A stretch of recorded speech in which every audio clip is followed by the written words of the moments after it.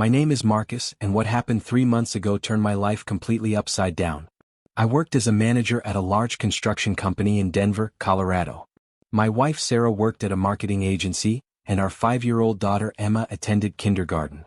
It seemed like we had everything for happiness: good jobs, our own house in the suburbs, plans for the future. Sarah had always been an energetic woman who loved order and control over situations. When Emma grew up, we decided to hire a nanny to help after kindergarten and on weekends. Jennifer was a young girl from Texas, a student at the local college. She was 22 years old, studying education, and had excellent recommendations. Emma immediately fell in love with her. Jennifer was patient, cheerful, and really got along well with children. I was rarely home when she worked, but sometimes I'd come home early and see them playing with Emma in the yard. The first suspicions appeared 3 months after Jennifer started working for us.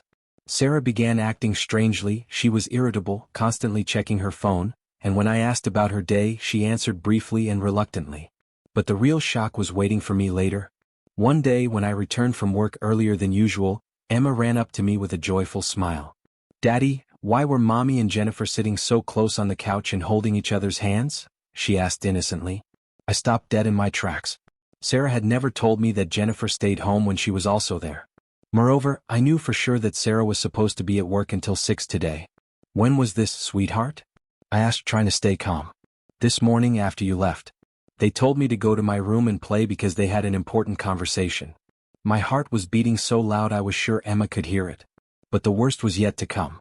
That same evening I decided to talk to Sarah, but she said she was going to the gym.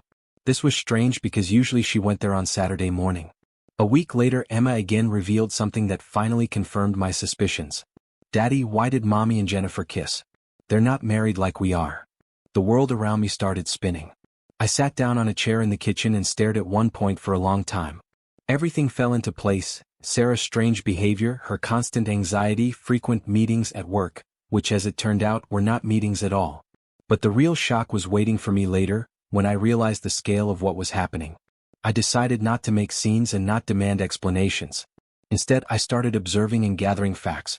It turned out that Sarah and Jennifer had been meeting for several months. They used our house when I was at work and Emma was at kindergarten. Jennifer even left her things in our bedroom, which I discovered when I was looking for a phone charger in Sarah's closet. The most painful thing was realizing that my wife hadn't just cheated on me, she cheated with someone we trusted to take care of our child. Jennifer knew all our family secrets, daily routines, Emma's habits. And she used all of this for her relationship with my wife. During this time, I started noticing other details that I had previously overlooked. Sarah had begun working late more frequently, claiming urgent projects and client meetings. She would come home with elaborate stories about her day that seemed rehearsed. When I suggested we spend more time together as a family, she always found excuses: too tired, too much work, needed to catch up on things. I also noticed that Jennifer's behavior had changed subtly. She used to be very professional and maintained appropriate boundaries, but lately she seemed more comfortable in our home, almost like she belonged there. She knew where everything was located, helped herself to snacks from our kitchen, and sometimes I'd find her personal items, a hair tie, a book, a coffee mug left around the house. The nights became the hardest part. Lying next to Sarah, knowing what I suspected but not having concrete proof, was torture. She would sleep peacefully while I stared at the ceiling, wondering how long this had been going on and how I had missed the signs for so long. After a month of observations, I understood that I couldn't live like this anymore. But instead of confrontation, I chose a different path. One morning when Sarah left for work and Emma was at kindergarten, I gathered all of Jennifer's things that I found in our house, carefully folded them into a box, and placed it by the entrance with a note: "I think you forgot your things. We no longer need your services." Then I left Sarah a short message: "When you get back, we'll talk. Emma will stay at kindergarten until 7. But before that final confrontation, I had to endure several more weeks of this painful charade. The hardest part was maintaining normalcy around Emma. Children are incredibly perceptive, and I could see she was starting to sense the tension between her parents, even though we tried to hide it. During this period, I also had to make some practical preparations. I consulted with a lawyer about divorce proceedings and custody arrangements. I opened a separate bank account and made copies of important documents. I wasn't being vindictive, I was being practical. I knew that once the truth came out, everything would change rapidly, and I wanted to be prepared to protect Emma's interests above all else. The day of reckoning finally arrived on a Thursday afternoon. When Sarah came home and saw the box, she immediately understood everything. We sat in the living room where the silence was so thick you could cut it with a knife. "How long have you known?" she asked quietly. "Long enough," I replied. "Emma told me everything." Sarah cried, but not from regret, from anger at herself that everything was revealed this way. She didn't ask for forgiveness, didn't try to explain or justify herself. She just sat and cried. But then something unexpected happened. Through her tears, Sarah began to speak, and what she revealed shocked me even more than the original betrayal. "It wasn't supposed to happen," she whispered. "Jennifer." She was going through a difficult time. Her boyfriend had left her, she was struggling with college, feeling alone in a new city. "I was just trying to be supportive, to be a friend." I listened in stunned silence as she continued. "It started with just talking. She would stay after work sometimes and we'd have coffee and chat. She reminded me of myself when I was her age, ambitious but uncertain, trying to figure out life. I felt like I was mentoring her, helping her navigate adult responsibilities." "When did it change?" I asked, my voice barely above a whisper. Sarah wiped her eyes and looked directly at me for the first time since this conversation began. "I don't know exactly when. It was gradual. The conversations became more personal, more intimate. She started confiding in me about things she'd never told anyone else. I felt needed, I guess. Important in a way I hadn't felt in years. This revelation hit me like a physical blow. The affair wasn't just about physical attraction or momentary weakness. It was about emotional connection, about Sarah finding something with Jennifer that she felt was missing in our marriage. Was I not enough? I asked, the question tearing out of me before I could stop it. "It wasn't about you not being enough," she said quickly. "It was about me feeling like I was disappearing into routine, into being just Emma's mom and Marcus's wife. With Jennifer, I felt like Sarah again, not just someone defined by her relationships to other people." The irony wasn't lost on me. In trying to find herself, Sarah had destroyed the very relationships that defined her life. "I'm filing for divorce tomorrow," I said calmly. "You can stay here until you find a place to live. We'll work out arrangements for Emma through lawyers." Sarah nodded. She knew there was no going back. We lived together for 2 more months while she looked for an apartment, but we no longer talked except about necessary matters regarding Emma. The most difficult part was explaining to our daughter why Mommy and Daddy wouldn't be living together anymore. Emma asked if it was because she had told me about Mommy and Jennifer. I hugged her and said it definitely wasn't her fault, and that we both would always love her. During those final months in the same house, I learned more details that painted an even more complex picture of what had happened. Sarah had been struggling with what she later described as a quarter-life crisis, feeling trapped by domesticity, questioning her choices, wondering if she had settled too early into marriage and motherhood. Jennifer, on the other hand, represented freedom, possibility, and a connection to the person Sarah used to be before she became someone's wife and mother. It wasn't just about romance, it was about reclaiming a sense of identity that Sarah felt she had lost. This understanding didn't make the betrayal hurt any less, but it did help me comprehend how someone I thought I knew completely could do something so unexpected. People are complex, and sometimes the reasons behind their actions are more complicated than simple selfishness or malice.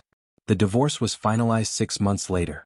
Sarah got visitation rights with Emma on weekends. Jennifer disappeared from our lives. I don't know if their relationship continued or not, and I no longer care. Today, a year has passed since that moment. Emma lives with me, goes to school, and seems to have adapted to the new reality better than I expected. Sometimes I think about how things could have been different, but then I remember Emma's words about how Mommy and Jennifer kissed, and I understand that our marriage really had come to an end. Trust is destroyed forever, and I will never again be able to look at Sarah as a wife. But life goes on, and I do everything possible to ensure Emma grows up happy, despite everything that happened. The experience has changed me profoundly. I've learned that people we think we know completely can surprise us in ways we never imagined. I've learned that love isn't always enough to hold a relationship together, and that sometimes the kindest thing you can do for someone is to let them go, even when it breaks your heart. I've also learned the incredible resilience of children. Emma has adapted to our new normal with a flexibility that amazes me. She asks questions sometimes about why families change, about whether Mommy and Daddy will ever live together again, and I answer as honestly as I can while protecting her innocence. The hardest moments are the quiet ones, when Emma is asleep and I'm alone with my thoughts. I think about the early days of my marriage to Sarah, when everything seemed possible and we couldn't imagine ever hurting each other. I think about the moment I first held Emma as a baby and made silent promises about the stable, loving home we would provide for her. But I also think about the future. Emma and I are building something new together, a different kind of family but a family nonetheless. We have our routines, our inside jokes, our adventures. We're learning to be happy in ways I never expected to have to learn. Sometimes Emma asks if I'm sad about mommy not living with us anymore. I tell her that yes, sometimes I am sad, but that doesn't mean we can't also be happy. Feelings are complicated, I explain to her, and it's okay to feel multiple things at once. As I write this story, Emma is playing in her room, singing a song she learned at school. The sound of her voice reminds me why I made the choices I did, why I chose to end my marriage rather than try to salvage something that was fundamentally broken. Emma deserves a home filled with honesty, even if it's also touched by sadness. The betrayal taught me that sometimes the people closest to us are capable of surprising us in the most painful ways. But it also taught me that I'm stronger than I thought I was, that I could survive having my world turned upside down and still be a good father to my daughter. I don't hate Sarah anymore. The anger has faded into something more complex, a mixture of sadness for what we lost, disappointment in how it ended, and acceptance that sometimes people grow in directions that take them away from each other. Jennifer was just a catalyst for problems that had been building in our marriage for longer than either of us wanted to admit. If I could go back and change things, I'm not sure I would. The pain was excruciating, but it led me to a clearer understanding of what I truly value and what kind of life I want to build for myself and my daughter. Sometimes destruction is necessary for reconstruction. The legal proceedings were more complex than I initially anticipated. Sarah's lawyer tried to argue for joint custody, claiming that her relationship with Jennifer didn't affect her ability to parent Emma. My lawyer, however, presented evidence that the affair had created an unstable environment for our child, pointing to Emma's innocent revelations as proof that boundaries had been crossed. During one particularly difficult mediation session, Sarah broke down completely. She admitted that she had been seeing a therapist since our separation, trying to understand her own motivations and the choices that led to the destruction of our family. She spoke about feeling lost in her identity as a mother and wife, about the pressure she felt to be perfect in every role she played. "I know I hurt you," she said, looking directly at me for the first time in weeks. "But I also hurt Emma, and that's something I'll have to live with forever." She trusted Jennifer, and I betrayed that trust by bringing adult complications into her innocent world. This moment of vulnerability almost broke my resolve. For a brief instant, I wondered if we could work through this, if counseling and time might heal the wounds. But then I remembered Emma's confused questions, her need for stability and honesty, and I knew that some bridges, once burned, can never be rebuilt. The custody arrangement we eventually reached was fair but painful. Sarah would have Emma every other weekend and one evening during the week. Holidays would be alternated. It wasn't the daily presence she had enjoyed before, but given the circumstances, it was more generous than it could have been. Emma's adjustment to the new schedule was heartbreaking to watch. She would pack her little backpack for weekends with mommy with such careful attention, making sure she had all her favorite toys and books. When Sarah would drop her off on Sunday evenings, Emma would sometimes be quiet and withdrawn, processing emotions she was too young to fully understand. I started taking Emma to a child therapist, Dr. Rebecca Martinez, who specialized in helping children navigate family transitions. Dr. Martinez was wonderful with Emma, using play therapy and art to help her express feelings she couldn't put into words. Through these sessions, I learned that Emma blamed herself more than I had realized. "She keeps drawing pictures of three people standing far apart," Dr. Martinez explained to me after one session. "When I ask her about it, she says it's mommy, daddy, and herself, and that she made them sad by talking too much." This revelation devastated me. That night, I sat with Emma on her bed and had one of the most important conversations of my life. "Sweetheart, do you remember when you told me about mommy and Jennifer?" I asked gently. Emma nodded, her eyes already filling with tears. "I need you to listen very carefully to what I'm about to tell you. You did nothing wrong. Nothing at all. Sometimes grown-ups make choices that hurt other people, but that's never, ever a child's fault. You were just being honest, and honesty is always the right thing even when it's hard." We talked for over an hour that night. I explained, in age-appropriate terms, that sometimes marriages end not because of anything children do, but because the adults can't figure out how to be happy together anymore. I promised her that both mommy and daddy would always love her, no matter what happened between us. The months that followed were a series of small victories and setbacks. Emma gradually became more comfortable with our new routine. She made new friends at an after-school program I enrolled her in, and slowly the sad, withdrawn little girl began to emerge as the confident, joyful child she had been before. One evening, about 8 months after the divorce was finalized, Emma surprised me with a question that showed how much she had grown. "Daddy, are you lonely sometimes?" I considered lying, giving her a cheerful answer to protect her from adult concerns. But our family had been built on too many hidden truths already. "Sometimes I am," I admitted. "But I'm never lonely when I'm with you. And I'm learning that being alone isn't the same as being lonely. I have good friends, I have you, and I'm discovering things about myself that I never knew before." "Like what?" she asked, genuinely curious. "Like I'm better at cooking than I thought," I said, making her giggle. "And I really enjoy our Saturday morning adventures, just the two of us. And I'm proud of how brave and smart you are." These conversations became more frequent as Emma grew older and more capable of understanding complex emotions. She began to see our situation not as something broken, but as something different, not necessarily worse, just different. The financial aspects of the divorce were surprisingly straightforward. Sarah and I had always kept our finances relatively separate, and neither of us was interested in a drawn-out battle over assets. We sold the house where everything had happened and split the proceeds. I used my portion as a down payment on a smaller but comfortable home in a good school district, a place where Emma and I could build new memories. Sarah moved into an apartment closer to downtown Denver. I don't know if she continued her relationship with Jennifer, and I've made peace with not needing to know. That chapter of my life is closed, and dwelling on those details would only reopen wounds that have finally begun to heal. About a year after our divorce was finalized, I ran into Jennifer at a grocery store. It was awkward and unexpected. I was buying ingredients for Emma's birthday cake when I saw her in the produce section. She looked different, older somehow, and there was a sadness in her eyes that hadn't been there before. We acknowledged each other with a brief nod, but neither of us spoke. There was nothing to say. She had been part of the destruction of my family, but I had also come to understand that the problems in my marriage ran deeper than any single person or event. Jennifer was a catalyst, not the cause. As I write this now, 2 years have passed since that terrible day when Emma innocently revealed the truth about her mother's affair. Emma is 7 years old, thriving in school, and has adapted to our life together with a resilience that continues to amaze me. She speaks openly about having 2 homes, 2 different routines, and seems to accept this as simply the way her family works.